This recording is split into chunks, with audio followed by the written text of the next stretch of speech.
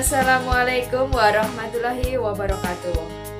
Halo anak-anak kelas 5 yang sehat ceria. Masih semangat kita belajar hari ini? Baiklah, Indonesia merupakan bangsa yang dikaruniai oleh Tuhan dengan beraneka ragam budaya dan juga potensi alam yang melimpah. Dari keragaman penduduknya sampai potensi alamnya yang sangat beragam, sudahkah kalian memanfaatkannya dengan cara bertanggung jawab? Itu semua akan kita pelajari pada tema 1, subtema 2, pembelajaran 3. Dengan tujuan pembelajarannya, tujuan pembelajaran pertama, dengan mengamati peta, siswa mampu mengidentifikasi potensi kekayaan alam bangsa Indonesia secara seksama. 2. Dengan mengamati peta, siswa mampu mengidentifikasi kepadatan penduduk tiap-tiap provinsi secara kritis. 3. Dengan mengamati peta, siswa mampu menunjukkan asal-usul suku-suku bangsa yang ada di Indonesia secara tepat. Dengan diskusi, siswa mampu menunjukkan daerah-daerah persebaran agama di Indonesia pada peta secara benar. 5. Dengan wawancara, siswa mengidentifikasi keberagaman penduduk di daerah tempat tinggalnya secara bertanggung jawab. 6. Dengan membaca dan menulis, siswa menentukan ide pokok dari bacaan secara tepat. siap ya? Kita mulai belajar bersama.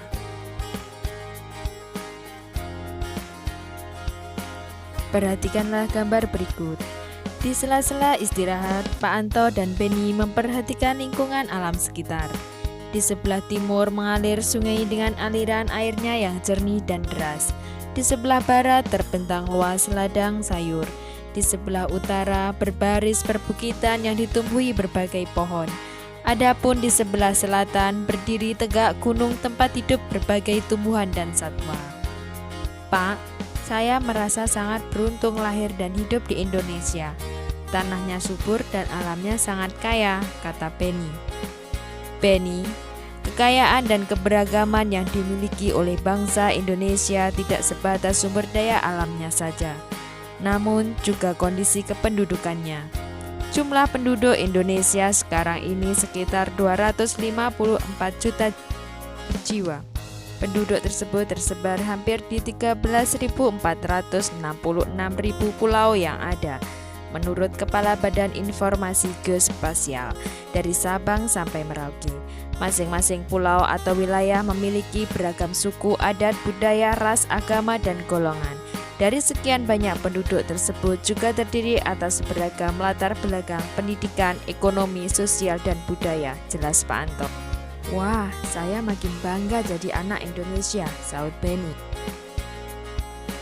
Sekarang mari kita amati peta persebaran kepadatan penduduk di Indonesia. Berdasarkan peta tersebut, pulau manakah yang paling padat penduduknya di Indonesia? Iya, pulau yang terpadat penduduknya adalah Pulau Jawa. Pulau manakah yang paling sedikit penduduknya? Pulau yang paling sedikit penduduknya di Indonesia adalah Pulau Papua. Berapakah jumlah kepadatan Provinsi Lampung? Jumlah kepadatan penduduk Provinsi Lampung adalah 50 sampai 100 orang per kilometer persegi. Berapakah jumlah kepadatan penduduk Provinsi Papua Barat? Jumlah kepadatan penduduk Provinsi Papua Barat adalah kurang dari 10 orang per kilometer persegi. Sekarang mari kita amati peta persebaran suku-suku bangsa yang ada di Indonesia. Dimulai dari Pulau Sumatera. Di Pulau Sumatera, suku yang ada diantaranya Melayu, Batak, Nias, dan Minangkabau. Kemudian di Pulau Jawa diantaranya ada suku Sunda, Batak, dan Madura. Di Pulau Kalimantan ada suku Banjar, ada suku Pontianak, dan masih banyak lagi suku-suku yang lain. Kemudian ada suku Bali di Pulau Bali. Di Pulau Nusa Tenggara ada suku Alor, Ende, Manggarai, dan masih ada yang lain. Di Pulau Sulawesi ada suku Bugis, Minahasa, Toraja. Di Pulau Maluku ada suku Ternate, Tidore. Di Pulau Papua ada suku Asmat. Nah, itu tadi peta persebaran suku-suku bangsa di Indonesia. Mari kita amati persebaran agama di Indonesia. Di Indonesia, agama yang diakui ada 6, yaitu Islam, Katolik, Buddha, Kristen, Hindu, dan Konghucu. Dapat kalian lihat pada peta tersebut bagaimana persebarannya, yaitu Islam ditandai dengan warna biru, Katoliknya warna merah, Buddha warna kuning, Kristen warna oranye, Hindu warna ungu, dan Konghucu warna merah muda. Silahkan diperhatikan dan kalian amati. Wah, beragam sekali ya penduduk Indonesia. Nah, untuk mengetahui keberagaman kondisi penduduk Indonesia, kalian bisa mulai dengan mengamati lingkungan tempat tinggal kalian. Bagaimana caranya? Kalian coba melakukan wawancara dengan orang tua, perangkat RT dan RW, kepala desa ataupun tokoh masyarakat. Apa isi wawancaranya? Seperti berikut. Kalian bisa menanyakan tentang fisik dan non-fisik. Fisik misalnya luas desa, batas, dan kondisi alam. Untuk non-fisik, agama penduduk desa tersebut, suku penduduk tempat kalian tinggal, tingkat ekonomi penduduk, dan tingkat pendidikan penduduk. Sebagai contoh, tuliskan hasil wawancara kalian pada kolom berikut. Tuliskan hasil wawancaramu pada kolom. Sebelum ke proses wawancara dan melaporkan hasil wawancara dalam bentuk laporan hasil wawancara, kalian isi dulu tempat dan waktu wawancara, koresponden, dan peralatannya. Kalian isi daftar pertanyaan, apa saja agama dianut warga, suku bangsanya, kemudian bagaimana tingkat ekonomi warga, dan bagaimana tingkat pendidikan. Setelah itu kalian isi fisiknya, baik luasnya dan juga batas-batasnya. Kemudian kalian tuliskan kondisi alam. Lingkungannya merupakan sebuah perkampungan. Kemudian untuk non-fisik, agama penduduknya dari hasil wawancara diketahui sebagian besar warga beragama Islam dan yang beberapa orang beragama Kristen, itu sebagai contoh.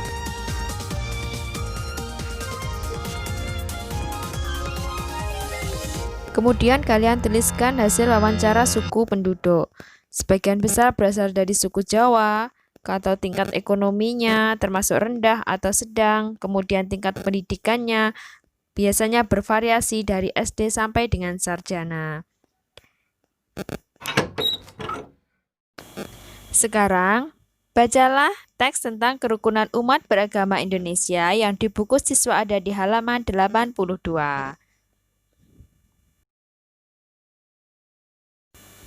Kemudian, tentukan ide pokok dari masing-masing paragrafnya. Sekarang, mari kita lihat nilai-nilai luhur yang terkandung dalam Pancasila. Setiap sila dalam Pancasila memiliki nilai-nilai luhur yang berbeda-beda. Sila pertama, ketuhanan yang Maha Esa. Nilai luhurnya bebas memeluk agama dan menjalankan ibadah, rajin beribadah, tidak memaksakan agama kepada orang lain, menghormati orang lain yang sedang beribadah dan merayakan hari besar agamanya.